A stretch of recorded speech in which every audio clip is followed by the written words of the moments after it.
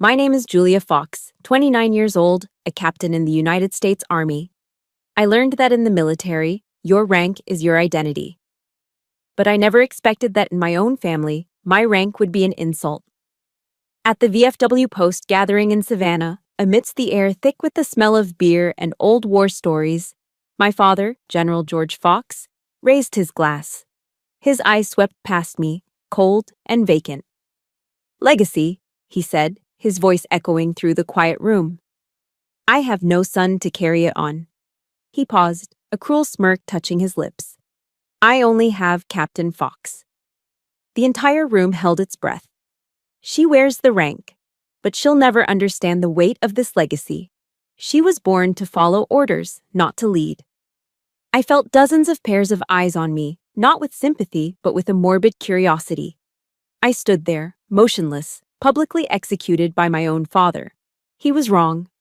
He knew nothing about the key my grandfather left behind, and he certainly didn't know that it would unlock a truth that could level his entire counterfeit world.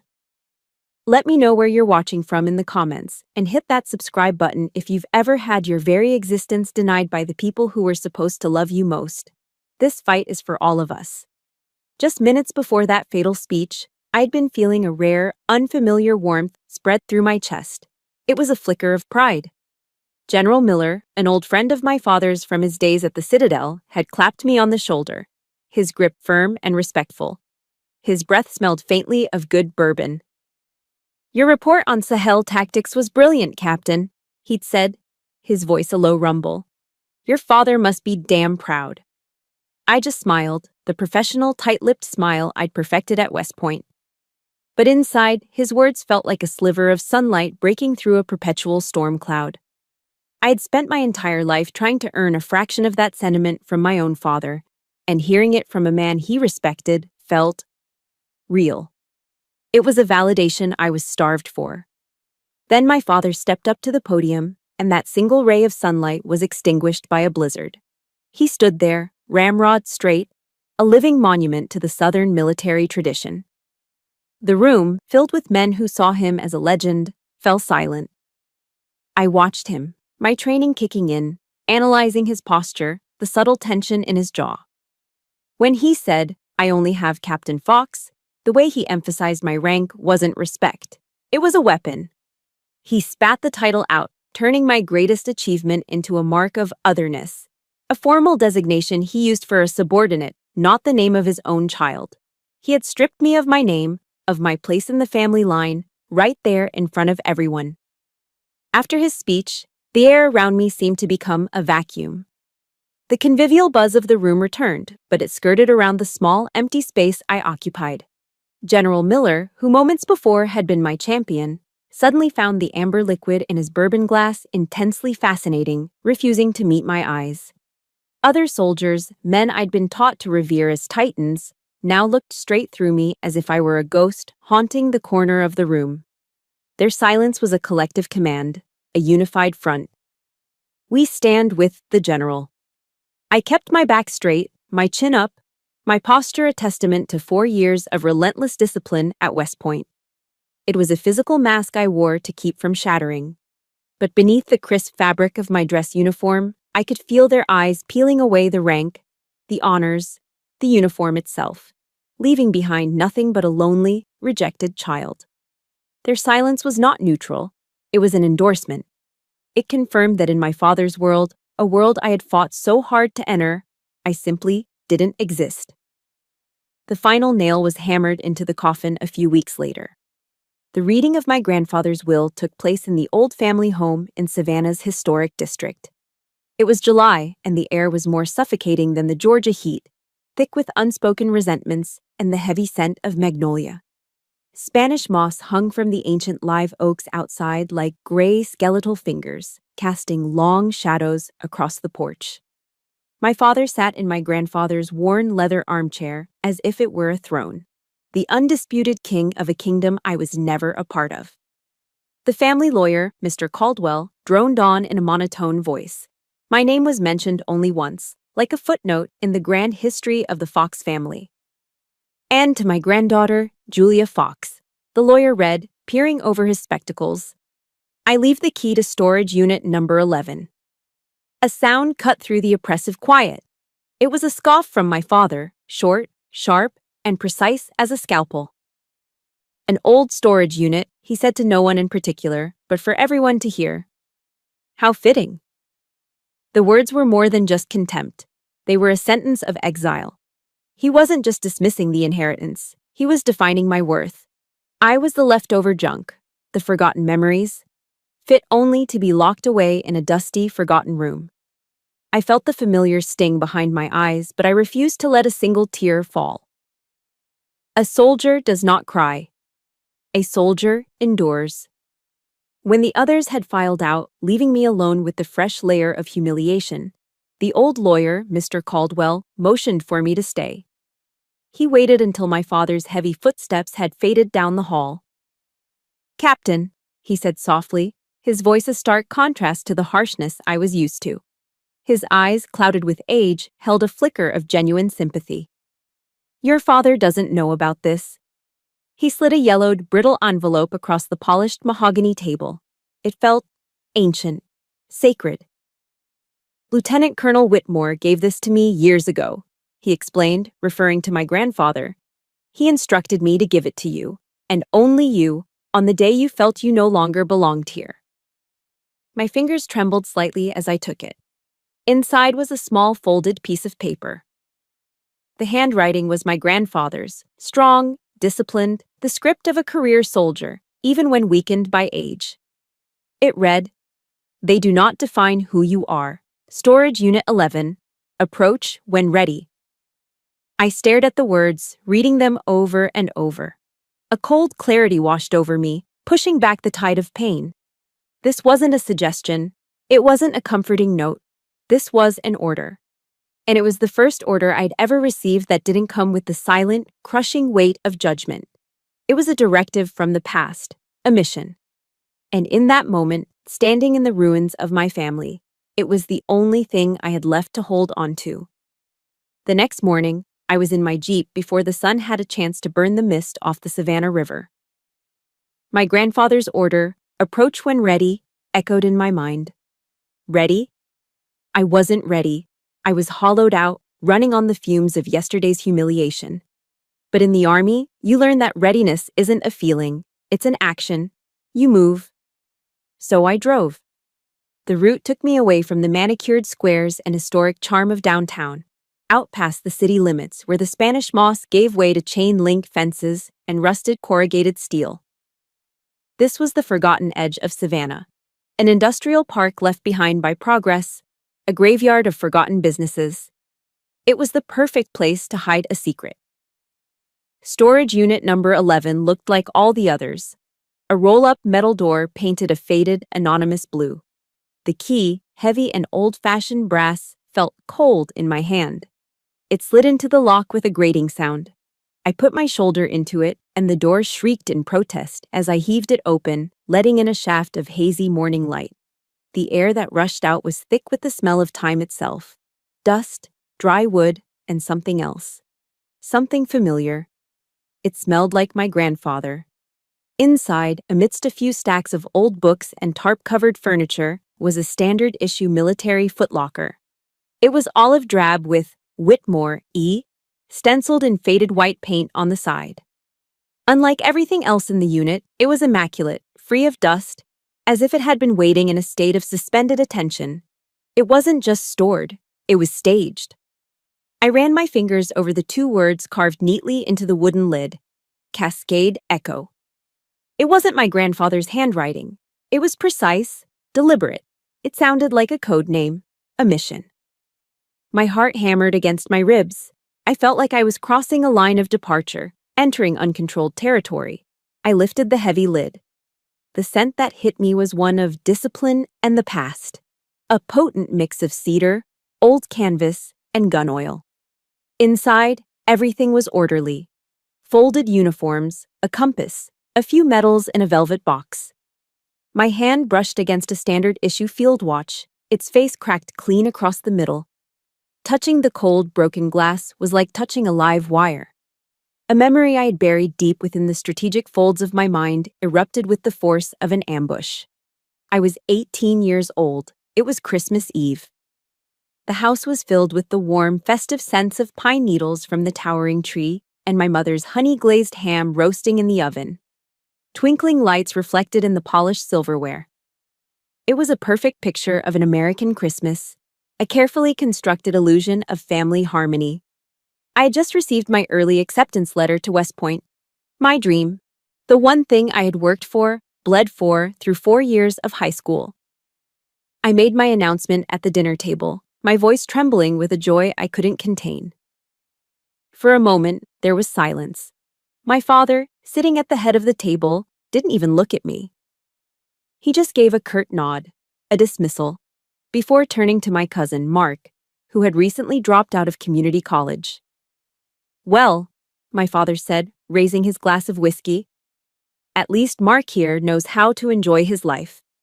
The comparison was a physical blow, knocking the air from my lungs. Then, my mother placed her hand over mine. Her touch was soft, her smile sweet, but her words were pure acid. "Oh, honey, I'm so proud of you. I really am," she cooed, her voice dripping with southern charm. "But West Point, it's all men, darling. You'll never find a good husband there." Just like that, my life's greatest achievement was reduced to a marital liability. It wasn't just that they didn't see my victory. They saw it as a flaw, a perversion of what I was supposed to be. I remember looking down at my plate, at the festive swirl of cranberry sauce, and feeling utterly, completely alone. If you've ever had a victory of yours turned into a lecture or a piece of unwanted advice, hit that like button to show some support. And tell me in the comments, what's the one thing someone said that was supposed to be helpful, but just wasn't? I shook my head, the motion sharp and deliberate, pulling myself out of the memory's grip. I am an intelligence officer, I thought, my internal voice cold and clear, not a victim. Analyze the data. And the data was right in front of me. This footlocker wasn't a time capsule, it was an evidence locker. Beneath a faded tactical map of Grenada, my fingers found it, a single, metal dog tag. My breath caught in my throat as I read the stamped letters. Fallow Marcus W. U.S. Navy. Navy. My mind raced. Why was a Navy dog tag in the footlocker of a career Army officer? In the fiercely tribal world of the U.S. military, it was more than just unusual. It was a glaring contradiction. I flipped the tag over. On the back, a single, rough X was scratched into the metal by hand. This wasn't a mistake. It wasn't a souvenir. It was a message, deliberately left for me to find. My eyes scanned the rest of the chest, landing on the yellowed envelope Mr. Caldwell had given me. I had put it in here last night, feeling it belonged with the rest of these ghosts. Now I opened it again. My grandfather's handwriting, though shaky with age, was still infused with the discipline of a man who had lived his life by regulations. Julia, the letter began. They will never acknowledge you, because your existence is a reminder of what they are not. Do not seek their validation. Seek the truth. I read the next line, and a cold dread washed over me. The truth will give you peace, but only when you know what to do with it. This wasn't just a comfort, it was a warning. He wasn't just handing me a key to the past. He was handing me a burden, a responsibility that went far beyond a family feud. He was giving me a new mission. And for the first time in my entire life, I felt the terrifying, liberating weight of being truly trusted. I didn't go home that night. The truth, or at least the beginning of it, was a cold, hard lump of metal in the pocket of my jeans. It felt heavier than it should, a gravitational pull dragging me away from my personal grief and back toward my professional purpose. Pain could wait. The mission had begun. I drove back to Fort Stewart, the familiar gates a welcome sight in the encroaching darkness. My apartment, with its quiet emptiness, felt like a liability. What I needed was control. What I needed was data. My office was in the SIF, the Sensitive Compartmented Information Facility. To civilians, it's just a bland acronym. To me, it was a sanctuary of logic, a concrete bunker where emotion couldn't penetrate. There are no windows in a SCIF. The air is perpetually chilled and tastes recycled. The only sound the constant low hum of servers processing the nation's secrets. It's a place designed for isolation, for focus. Tonight, that isolation felt less like a prison and more like armor. I badged my way through 3 layers of security, the heavy vault door hissing shut behind me, sealing me off from the outside world. Inside, under the unforgiving fluorescent lights, I wasn't Julia Fox, the rejected daughter. I was Captain Fox, G2 Intelligence. I sat down at my terminal, the ergonomic chair of familiar comfort, and logged in. This wasn't Google, this was JEWIX, the Joint Worldwide Intelligence Communications System, the military's private, classified internet, a place where truths are stored and lies are buried. My fingers flew across the keyboard, the muscle memory of my job taking over. I typed the name from the dog tag into the global search query. Fallow Marcus W. I hit enter. The system, with its near-infinite memory, took a few moments to comb through decades of digitized archives, from after-action reports to declassified communiques. For 30 agonizing seconds, the cursor blinked on the screen, each flash a beat of my own heart. Then a single, thin file appeared. I clicked it open. The information was sparse, the digital equivalent of a ghost. Staff Sergeant Marcus Fallow, United States Marine Corps Force Reconnaissance. A hard hitter. Status: missing in action. My eyes scanned down, my training forcing me to absorb every detail until they landed on a line that made the cold air of the SCIF feel like ice in my veins. Theater of Operation. Operation Urgent Fury, Grenada. Date of incident, 25 October 1984. Grenada, 1984. The date burned itself into my brain. Immediately, I opened a separate, secure window. My fingers were steady, betraying none of the turmoil inside me. I pulled the service record of Lieutenant Colonel Everett Whitmore, my grandfather. I knew this file by heart. As a child, I'd read it like other kids read fairy tales. It was the story of my hero, a roadmap of honor and duty that I had tried to follow my entire life. I knew every commendation, every duty station, every promotion. And I knew, with absolute certainty, the final entry. It was still there, unchanged, a fixed point in the universe of my life. Honorable Discharge and Retirement. 0 Worst, June 1982. I stared at the 2 dates on my screen, side by side. 1982, 1984, a 2-year gap, 2 full years. My grandfather had been a civilian for 29 months when Staff Sergeant Marcus Fallow went missing in action. In my world, the world of intelligence, there are no coincidences, only unrecognized patterns. In the world of military records, there are no mistakes, only lies. This wasn't just an anomaly. This was an impossibility. It was a flagrant, unforgivable discrepancy in the sacred texts of the armed forces. It was a cardinal sin, a deliberate corruption of the one system I had built my entire life upon. The foundation of my world didn't just crack, it disintegrated, leaving me in freefall. The sun was a pale suggestion in the eastern sky when I finally drove back to the storage unit. It was no longer a place of memory. It was now a crime scene.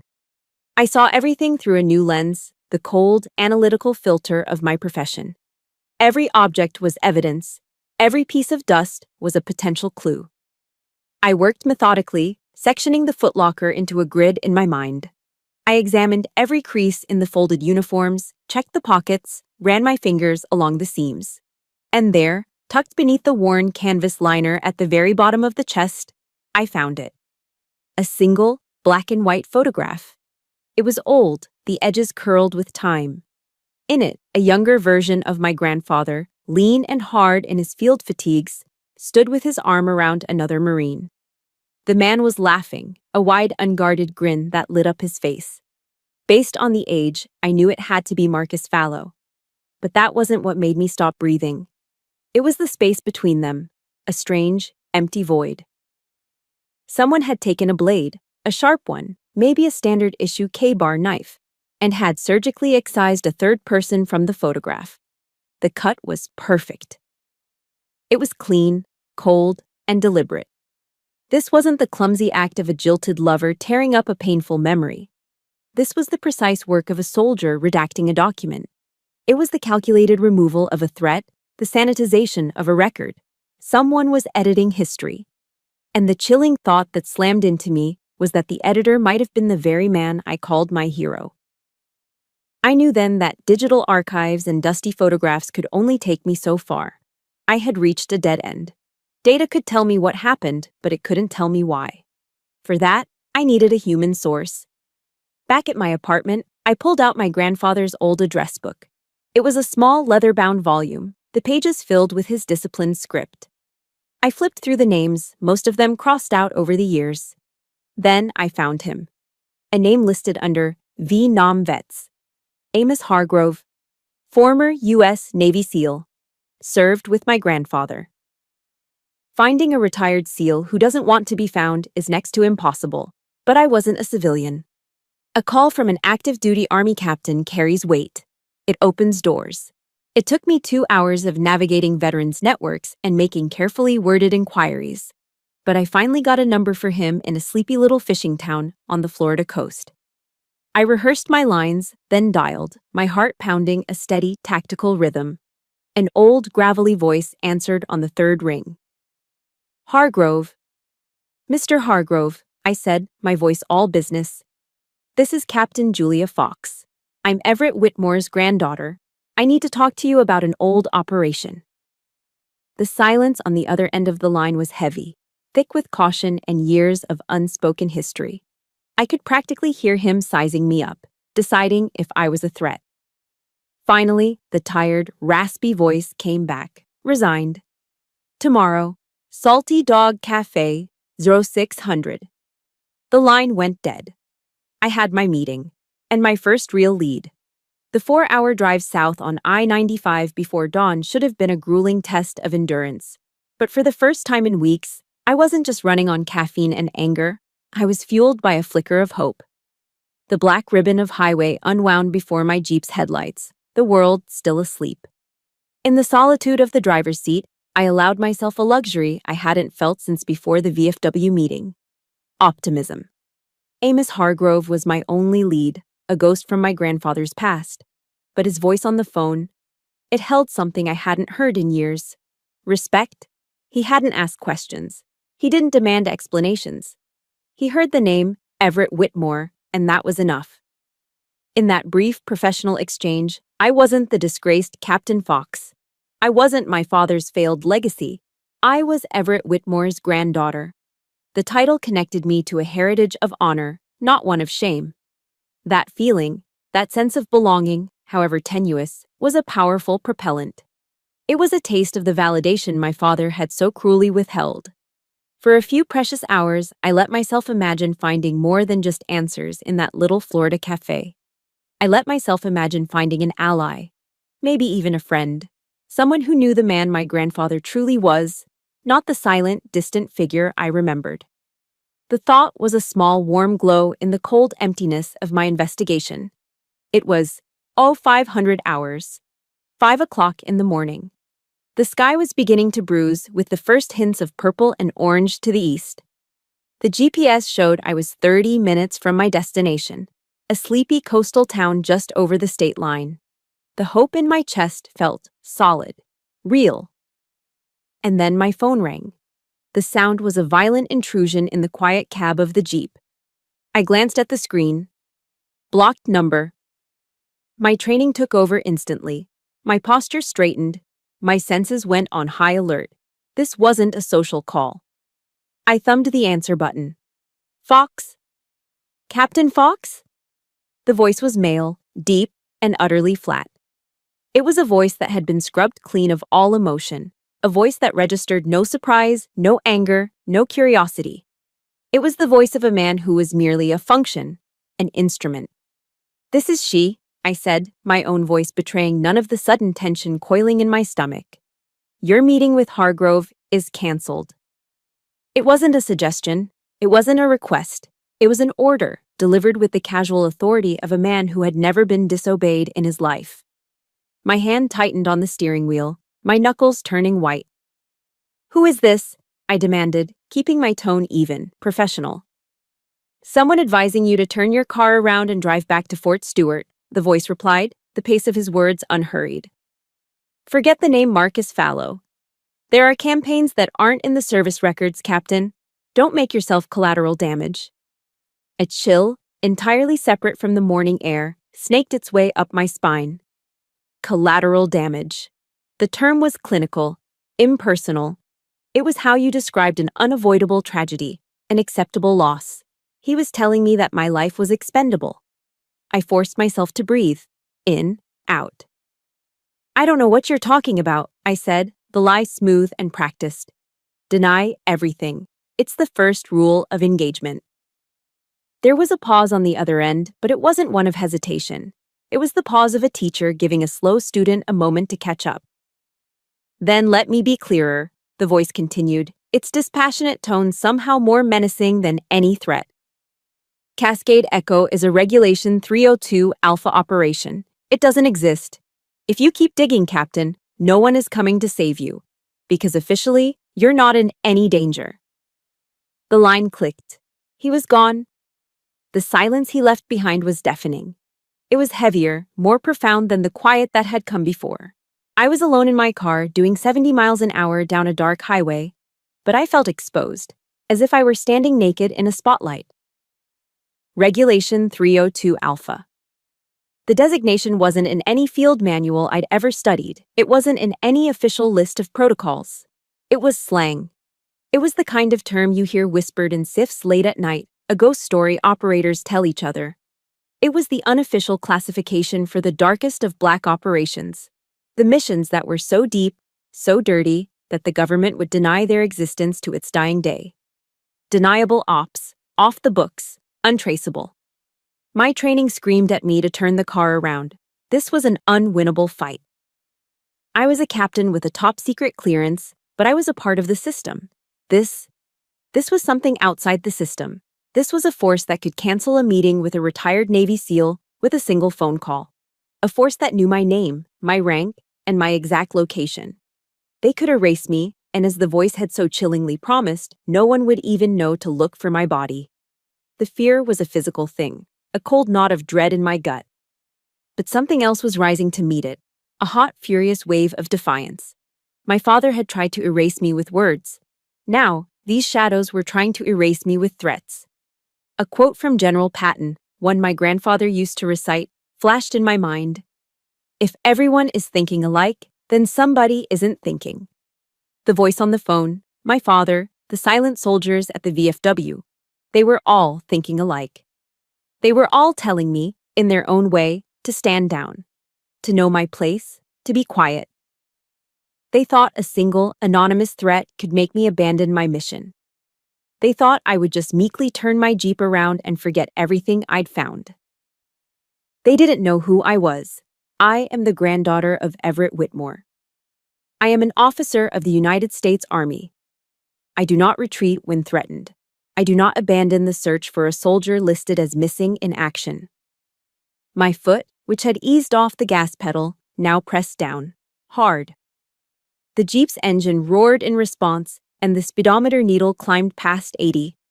I wasn't just continuing my mission. I was accelerating into the storm. That warning wasn't a stop sign. It was a confirmation. Cascade Echo was real. And whatever it was worth killing for. Good. Now they knew I was coming. The warning on the highway wasn't a deterrent, it was a roadmap. It told me exactly where not to look, which meant I knew precisely where the truth was hidden. The official channels, JIGWICs, the service records, anything on the military's digital grid, were compromised. They were watched. I was being herded away from the pasture, and my only option was to jump the fence. I needed something analog, something physical, something that couldn't be deleted with a keystroke. I needed to go to the source. That evening, I booked a one-way flight to St. Louis, Missouri. Destination, the National Personnel Records Center. The massive, bureaucratic heart of the nation's military history. Going in through the front door as Captain Fox was a non-starter. My name was likely already flagged. I had to go in through a side entrance, and for that I had to call in a marker. The debt belonged to a colonel whose career I'd saved 2 years ago with a timely intelligence brief that stopped him from walking his unit into a disaster. He owed me. He knew it, and I knew it. When he answered the phone, his voice was wary. "I need 15 minutes in the deep freeze," I said, no preamble, no small talk. The silence on his end was long and heavy. The deep freeze wasn't an official designation you'd find on a map. It was an insider's term for the high-density, climate-controlled subterranean levels, where the most sensitive and often darkest records were kept under lock and key. It was the nation's memory hole. "Julia, whatever you're into, you need to walk away," he finally said, his voice a low warning. "I can't," I replied. "Sir?" Another long pause. I heard him sigh, the sound of a man weighing his pension against a debt of honor. "You have 10 minutes, he said, his voice grim. "I'll have someone meet you at the West Loading Dock at 2200. Don't be late. And Julia? Don't let anyone see you. I was never part of this." The call ended. This was it, the final gamble. If I was caught, it wouldn't be a reprimand. It would be a court-martial, the end of my career, the loss of everything I had ever worked for. I accepted the terms. The deep freeze lived up to its name. The air was frigid and dry, smelling of old paper and preservation chemicals. My contact was a nervous, older archivist who didn't look at me. He simply pointed toward a single, antiquated computer terminal glowing green in the oppressive dark and then melted back into the shadows. The room was a cavern of metal shelving, stretching up into darkness and disappearing into infinity in every direction. The silence was absolute. My 10 minutes were ticking. I sat down, my fingers cold on the keyboard. I typed in the only access code I had, the 2 words from the lid of the footlocker. Cascade Echo. The screen flickered. A new prompt appeared. Secondary authentication required. My mind raced back to the tactical map of Grenada I'd found in the chest. It was covered in grid lines, coordinates, operational markings. But one set of numbers had been circled, faintly, in pencil. A coordinate that corresponded to nothing on the map. It wasn't a location. It was a password. I typed in the 8 digits, 45AT1984. My breath hitched. The screen blinked once, then twice. And then, a single file materialized from the digital ether. A file designation that made no official sense. File 12 Alpha CE. My heart was a frantic drum against my ribs. I opened it. The file was a dense mosaic of redacted reports, encoded communiques, and cold, clinical military jargon. It was an operational history, but one with huge, blacked-out holes. I scrolled faster, my eyes scanning for keywords. Fallow, Whitmore, Grenada. My time was running out. Then I saw a subsection heading. It was a standard intelligence assessment category, but seeing it here in this context felt profane. Section 4. Collateral Risks, Exploitable Weaknesses. I clicked on it, and the world fell out from under me. There was only one entry, a single, typewritten line, as cold and impersonal as a coroner's report. Asset E, daughter of TFW, age 3, Savannah, GA, birth name, Theophania F. Whitmore. I read the line again, and again. The words swam before my eyes, refusing to make sense.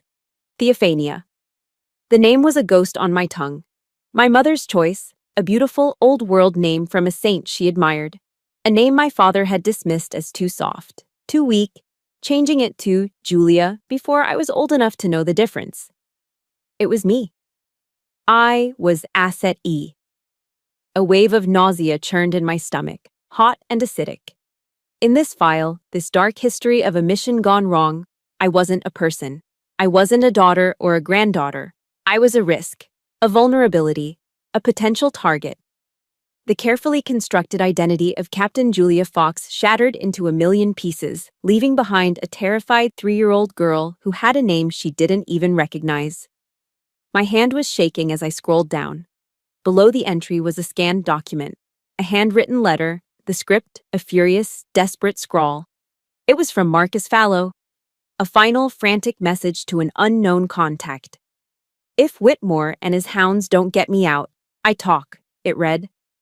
"I tell the world about Cascade Echo, and I'll start by letting them know he has a granddaughter in Savannah. She's my ace in the hole. One phone call is all it would take to make her disappear." I had to grab the edge of the cold metal desk to keep from falling. The room was spinning. Marcus Fallow, the man I thought was a missing soldier, a victim, had been planning to use me. To have me kidnapped or killed to save his own skin. I was his leverage. And my grandfather, Lieutenant Colonel Everett Whitmore. He hadn't been on a sanctioned mission. There was no official order. When he went to Grenada 2 years after his retirement, he wasn't a soldier. He was a hunter. He had disobeyed direct orders, gone completely off the books, and undertaken a rogue, one-man operation. He hadn't gone to rescue Marcus Fallow. He had gone to silence him. Permanently. To protect me. Every memory of my life reconfigured itself in that sickening, heart-stopping instant. His distance, his coldness. The way he never looked at me with affection. It wasn't disdain. It wasn't disappointment. It was a shield. He had pushed me away, kept me at arm's length to protect me from the world he inhabited. The world that saw a 3-year-old girl as Asset E. A quote from a writer, Brené Brown, flashed in my mind. Something I'd read once and dismissed as civilian psychology. Vulnerability is not winning or losing. It's having the courage to show up when you can't control the outcome. I wasn't in control. My whole life, I'd been a pawn in a game I never knew was being played. But I was here. I had shown up. And now, I had to face the devastating truth of what my grandfather had done for me. He hadn't just sacrificed his career, he had sacrificed his soul. The flight back to Savannah was a blur. I moved through the airport like a sleepwalker, the world muted and distant, as if I were watching it through thick glass. The truth I discovered in that cold, dark archive wasn't a piece of intelligence I could process and file away. It was too large, too heavy. It was a living thing, a parasite that had attached itself to my soul. And its weight was crushing me. That night, sleep was an impossibility. My apartment, usually a haven of order and quiet, felt like a tomb. The silence was suffocating, filled with the ghosts of questions I'd never known to ask. The line from the file replayed in my mind on an endless loop. Birth name? Theophania F. Whitmore. A name that belonged to a stranger, a little girl who was a target. I had to get out. I drove aimlessly through the Savannah streets, the familiar Spanish moss hanging from the oak trees looking like funeral shrouds in the yellow glow of the streetlights. I needed noise. I needed light. I needed the mundane reality of other people living their lives to anchor me to the present. I ended up where many Southerners do when they're lost in the middle of the night. The bright, welcoming beacon of a Waffle House. The moment I stepped inside, the sensory overload was a relief. The smell of sizzling bacon and brewing coffee, the clatter of plates, the low murmur of conversations. It was a symphony of normalcy. I slid into a booth, ordered a black coffee I didn't want, and just sat there, letting the ordinary world wash over me, trying to push back the extraordinary darkness that had consumed my own. I don't know how long I stayed, staring into my cup as if the answers were floating in the black liquid. An hour. Maybe 2. Finally, the suffocating feeling in my chest eased just enough for me to breathe. I paid my bill and walked back out into the cool, humid air of the parking lot, and that's when my training screamed at me. He was leaning against the driver's side door of my Jeep, one foot crossed over the other, perfectly at ease. He was tall, broad-shouldered, wearing a simple nylon bomber jacket despite the Georgia warmth. In the dim light, I could just make out the symbol on his dark blue ball cap, the iconic trident of a Navy SEAL. My blood ran cold, but I didn't hesitate. I didn't slow my pace. Fear was a luxury I couldn't afford. I stopped 5 feet in front of him, squared my shoulders, and did the only thing I knew how to do. I reported for duty. "I am Captain Julia Fox," I said, my voice clear and steady, cutting through the night air. The man, who had been watching me with a completely neutral expression, straightened up. It was a subtle shift, but I recognized it instantly. He wasn't seeing a frightened woman in a parking lot anymore. He was seeing an officer. His posture changed from casual repose to something akin to parade rest. He gave me a single, sharp nod, a gesture of respect from one professional to another, then pushed himself off my car, turned, and walked away, disappearing into the shadows as silently as he had appeared. And I understood. He wasn't a threat. He was a sentry, a guardian angel in a bomber jacket, dispatched to ensure I was safe after I'd kicked the hornet's nest. The community, as the voice on the phone had called it, wasn't hunting me. They were protecting me. Protecting the granddaughter of one of their own. As if on cue, my phone vibrated in my pocket. I pulled it out. Blocked number. I answered without a word. It was the same flat, emotionless voice. The operator. But the tone wasn't a warning this time. It was a debriefing. "You know," he said. It wasn't a question. "Yes," I replied, my voice barely a whisper. Everett Whitmore acted against protocol. The voice stated, a simple reporting of facts. He went to Grenada on his own authority. His mission was not to rescue Marcus Fallow, it was to neutralize a direct threat to his bloodline. There was a brief pause, just a beat of silence. We could have had him court-martialed. His actions were unsanctioned. But some missions fall outside the manuals, Captain. Your grandfather. He was the sword to destroy the enemy and the shield to protect what was most precious. The words hung in the air, a painful, beautiful epitaph. The sword and the shield. It was the most honorable description of a soldier I'd ever heard, and it broke something deep inside me. Why? The question tore from my throat, raw and ragged, the carefully constructed walls of my military discipline crumbling into dust. My voice cracked for the first time. Why was he so cold to me? My whole life. He looked at me like I was a stranger. For the first time, a trace of something other than cold professionalism entered the operator's voice. It was almost empathy.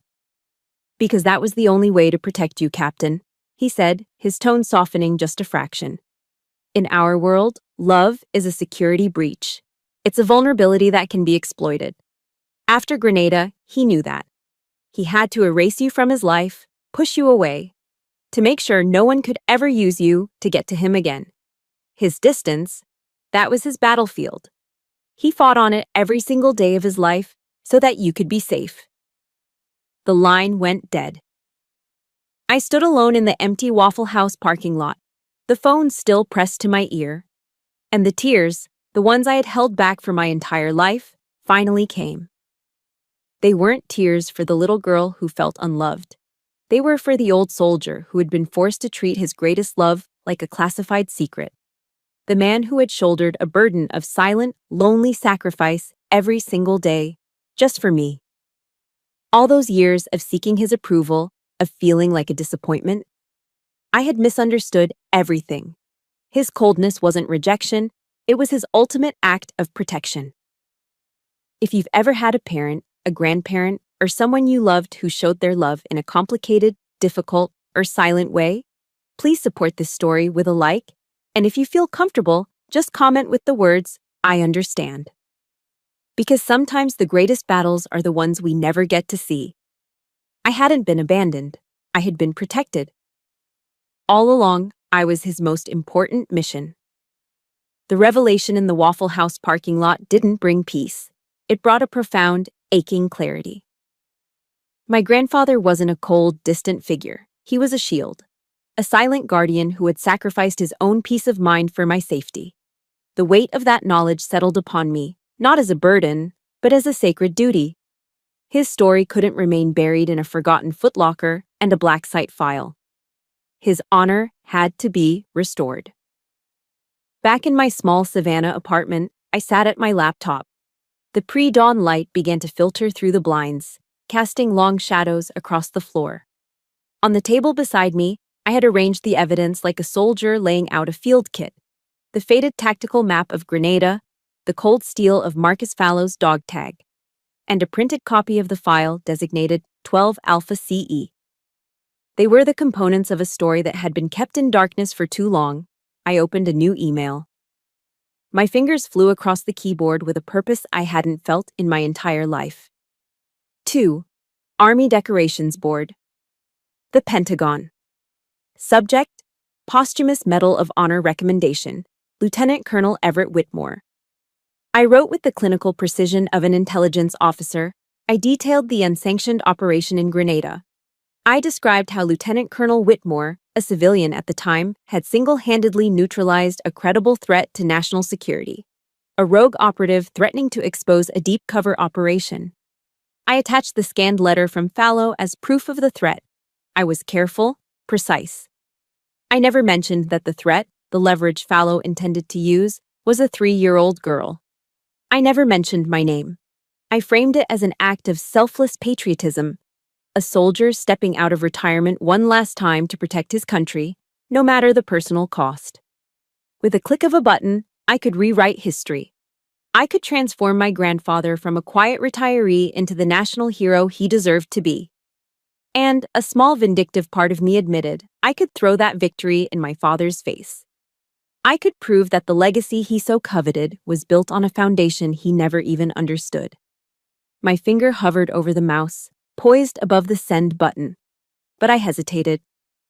A cold wave of doubt washed over me. Was this what he would have wanted? I was honoring his actions, yes. But was I betraying his intent? His final mission hadn't been to become a hero. His final mission was to protect me. And the core of that protection was silence, invisibility. He had erased himself from my life to keep me safe. By dragging his story into the light, was I honoring him, or was I undoing the very sacrifice he had made? I was caught between two impossible choices: justice for the soldier or fealty to the grandfather. I needed one last piece of information. I needed to know. I picked up my phone and dialed my father's number. He answered on the second ring, his voice as cold and clipped as ever. "Father," I said, dispensing with any pleasantries. "Cascade Echo, Marcus Fallow, I know everything." The silence that followed was different from any I'd ever shared with him. It wasn't the silence of disapproval or dismissal. It was the heavy, knowing silence of a soldier who had been waiting for this exact transmission for decades. "Yes," General Fox finally said, his voice devoid of any emotion. "I figured you would. Your grandfather made me swear an oath." The words hit me like a physical blow, a second betrayal that cut even deeper than the first. "You knew?" I whispered, my voice trembling with a fresh wave of agony. "You knew what he did for me, and you still treated me like that? At the VFW? My entire life?" My father's voice hardened, the familiar steel returning to it. "That was not your concern. His legacy is not some heartwarming story to be told at dinner parties. It is a burden. I had to see if you were strong enough to carry it, or if you would shatter and use it as an excuse to seek pity." I felt the air leave my lungs, my throat constricted. It wasn't hate, it wasn't even indifference. It was a test, a cruel, inhuman, lifelong test designed by the one man who should have protected me from such things. "So what are you going to do now?" General Fox asked, his voice laced with a cold challenge. "You're going to make it public, aren't you? To prove me wrong?" I was silent, unable to speak past the lump of grief and rage in my throat. "Before you do," he continued, and for the first time, I heard a crack in his iron facade, a hint of profound weariness. "Ask yourself this.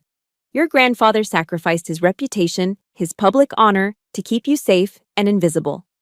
If you drag this into the light, are you honoring him, or are you destroying his final mission? True honor isn't on a medal, Julia. It's in the burdens you choose to carry in silence." He hung up. I stared at the send button on the screen, my world reduced to that single, clickable word.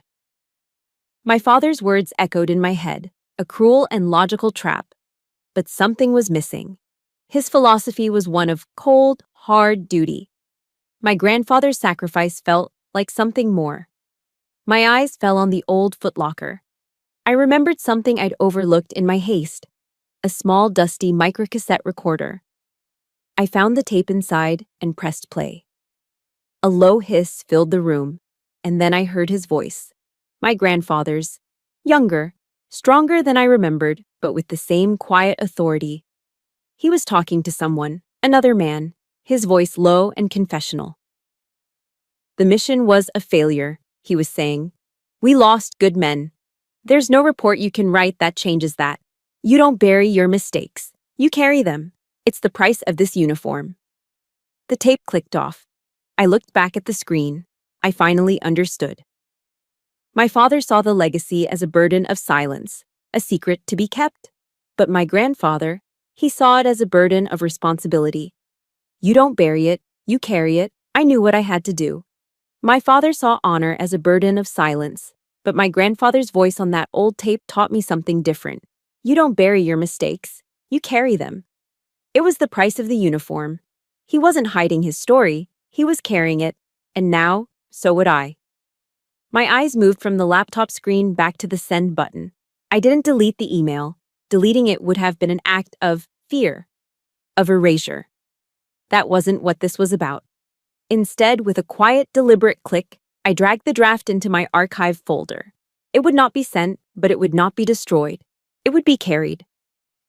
My decision was made. Now, I had to see it through. With the same precision I used to plan a mission, I began a new kind of ceremony. I turned on my printer and one by one printed out the sacred texts of my family's secret history. The crisp, clean copy of the file designated 12 Alpha CE. Its clinical typewritten words a stark contrast to the horror they described. The grainy scan of Marcus Fallow's desperate, threatening letter.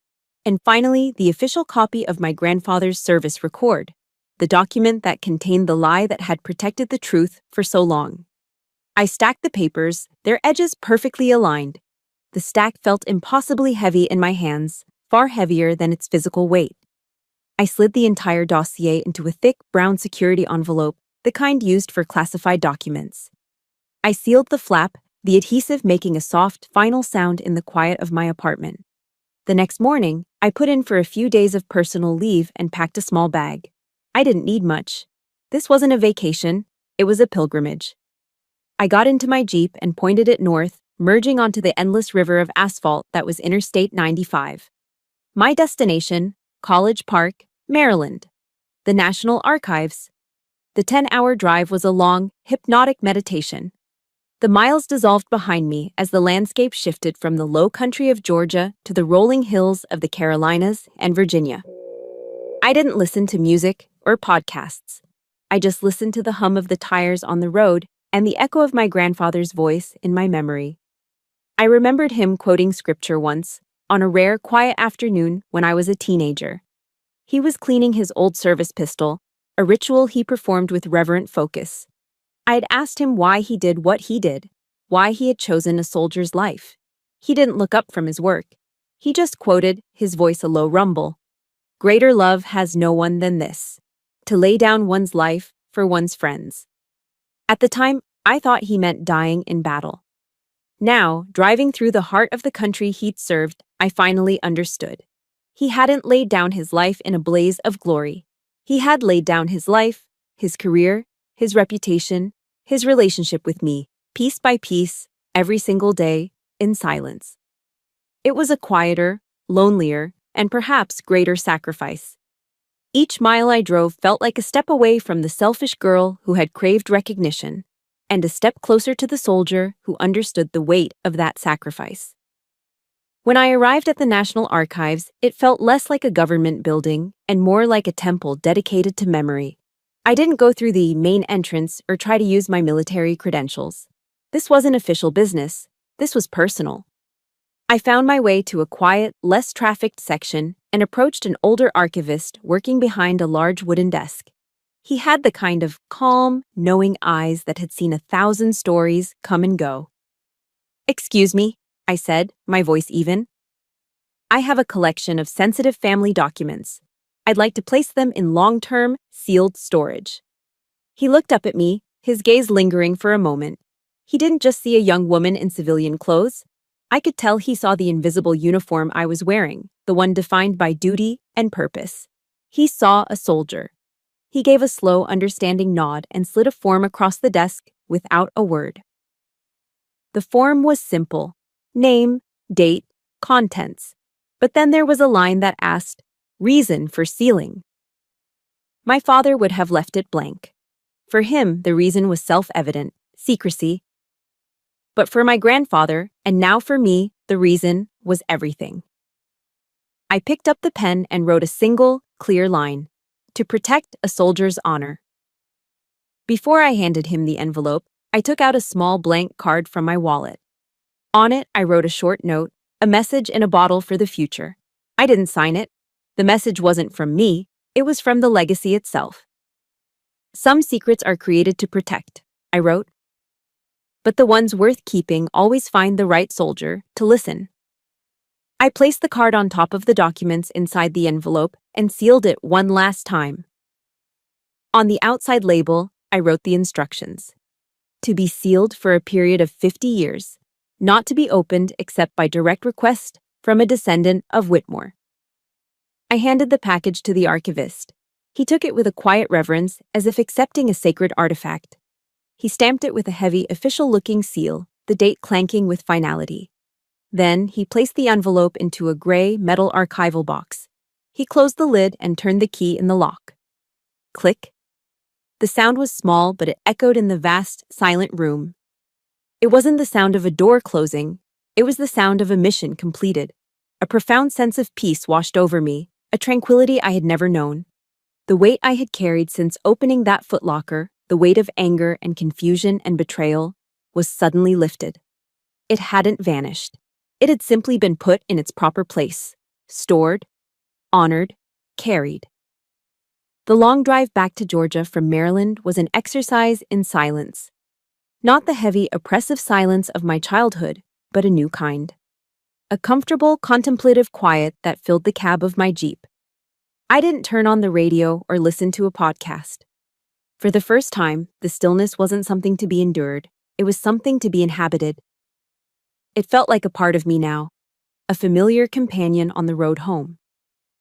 My first stop wasn't my apartment. The peace I'd found in that archive in Maryland wasn't meant for those four walls. It belonged somewhere else. I drove to the outskirts of Savannah, to the forgotten industrial park, and pulled up to storage unit number 11. The place that had once been a source of mystery and dread now felt like a sacred space, a personal chapel built of corrugated metal and concrete. I slid the heavy metal door upward, and the late afternoon Georgia sun spilled inside, illuminating the dust motes dancing in the air like golden pollen. It cast a warm, reverent light on the old wooden footlocker, which sat waiting patiently in the center of the room. I hadn't come empty-handed. From a small bag, I took out a soft, clean cloth and a small bottle of wood polish. It was the same kind my grandfather used to use on the antique furniture in his study. The scent of lemon oil and old memories filled the small space. With the slow, deliberate motions of a soldier tending to their weapon, I began the ceremony. I carefully wiped away the layers of dust from the lid of the footlocker, the grain of the dark wood emerging like a forgotten map. Each stroke was a meditation, a silent thank you.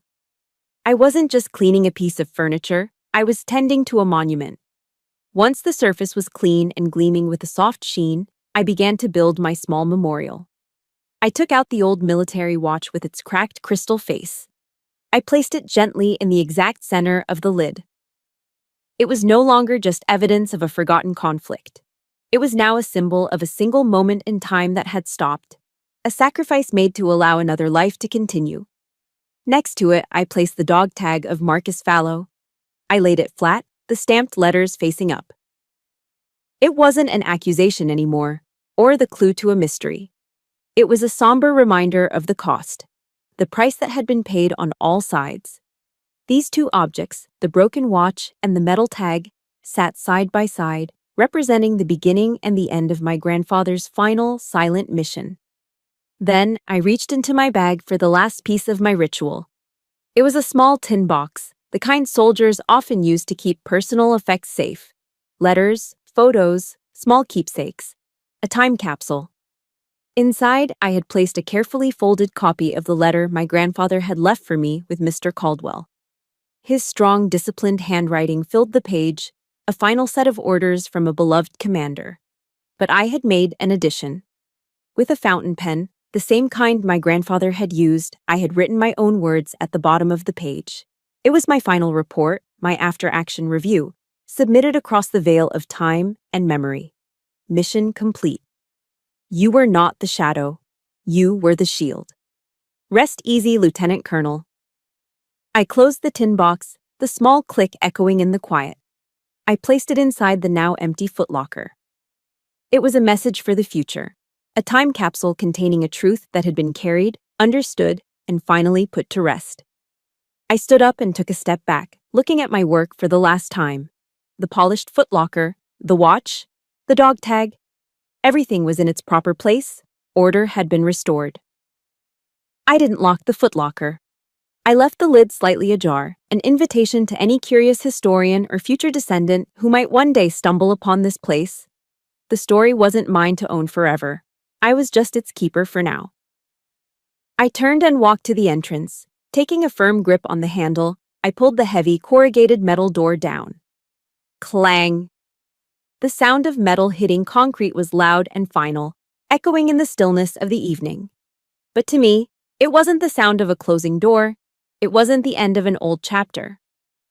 It was a final, solitary rifle salute, fired not in mourning for a man who had died, but in honor of a legacy that would now live forever. The clang of the storage unit door didn't haunt me. It had been a final, definitive sound, and in its wake, it left a profound silence. A few months later, on a warm Sunday morning in Savannah, that silence felt like peace. I wasn't in uniform. I was wearing a simple t-shirt and jeans, sitting on the porch of my small apartment with a steaming mug of coffee. My view looked out over the green expanse of Forsyth Park, where the famous fountain shimmered in the morning light and Spanish moss dripped from the ancient live oaks like tangled gray lace. For the first time in years, the quiet didn't feel empty. It felt full. The burden of the past hadn't disappeared, but it no longer weighed me down. It had settled into me, reformed itself. It had become my spine, the very thing that gave me strength and kept me standing tall. I was watching a young couple push their child on a swing when a figure appeared at the edge of my walkway. It was my father. He wasn't wearing his uniform either. In a simple polo shirt and khaki pants, he looked smaller, older. The larger-than-life aura of the general was gone, replaced by the quiet fragility of a man approaching old age. He hadn't called ahead. I was passing through, he said, his voice softer than I was used to. It was the standard excuse for a man who didn't know how to say what he really meant. I didn't say anything. I just gestured to the empty chair beside me. He sat, and for a long time, we just watched the park together. We were two soldiers, fluent in the language of silence. There were no apologies to be made, no explanations to be given. We both understood the landscape of duty, the geography of hard choices. Finally, he spoke, his eyes fixed on the fountain in the distance. "Your grandfather," he said, his voice thick with a lifetime of unspoken emotion. "He would have been proud of you." I took a slow sip of my coffee. A year ago, those words would have been everything. They would have been the validation I'd spent my entire life fighting for. Now, they were just words. I didn't need them anymore, but I accepted them. Not as an apology, but as a truce. A quiet acknowledgement that we were both soldiers, carrying our own burdens, fighting our own silent wars. I simply nodded. And in that moment, the long battle between us was finally over. My life found a new rhythm after that. At Fort Stewart, I threw myself into my work with a renewed sense of purpose. One afternoon, I was assigned to mentor a newly commissioned second lieutenant, fresh out of West Point. Her name was Eva. She was brilliant, driven, and full of the same fierce, simmering doubt that had once consumed me. I saw myself in the way she always felt the need to prove herself twice as hard as her male counterparts. After a particularly grueling field training exercise, we were cleaning our rifles in the humid Georgia air. She was quiet for a long time before she finally looked at me, her young face etched with fatigue and uncertainty. "Ma'am," she began, her voice low, "how do you do it? All of it. The pressure, the judgment. How do you carry it all?" I looked at her, and in her tired, questioning eyes, I saw the ghost of the young cadet I used to be. The girl who was desperate for a map, for a sign that she was on the right path. She hesitated, then added, I mean, everyone knows about your father. Your family legacy must be heavy. I stopped polishing the bolt of my rifle and looked at her. A genuine smile, warm and unforced, spread across my face. The bitterness that had defined me for so long was gone, replaced by a quiet, settled wisdom. I shook my head gently. Legacy isn't a name on a building or the medals left to you, I said, my voice calm and clear. My grandfather taught me that. The real legacy. It's the strength, the integrity, and the kindness you leave in other people. I reached out and placed a hand on her shoulder. Her tired posture straightened just a little. And that, I continued, looking her straight in the eye, is the legacy you get to build for yourself. Starting right now.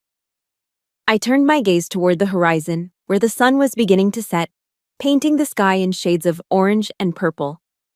I couldn't rewrite my grandfather's file. I couldn't give him the public honor he deserved. But I finally understood his mission, and now I had my own. To be the shield for the next generation. To be the person for Lieutenant Eva that I had so desperately needed when I was her age. Captain Julia Fox. Soldier. Granddaughter. I had finally found my place. I was the keeper of the silent legacy, and that was the greatest honor of all. And so, my war ended. Not with a bang, but with a quiet understanding. My grandfather taught me that legacy isn't what's left for you, but what's left inside of you, and the strength you leave inside of others. That's the mission I carry now. If this journey has meant something to you, your support means the world to our community. Please consider liking this story and subscribing for more journeys of strength and resilience. And in the comments, I would be honored if you shared just one thing. Who was the shield that protected you? Thank you for listening.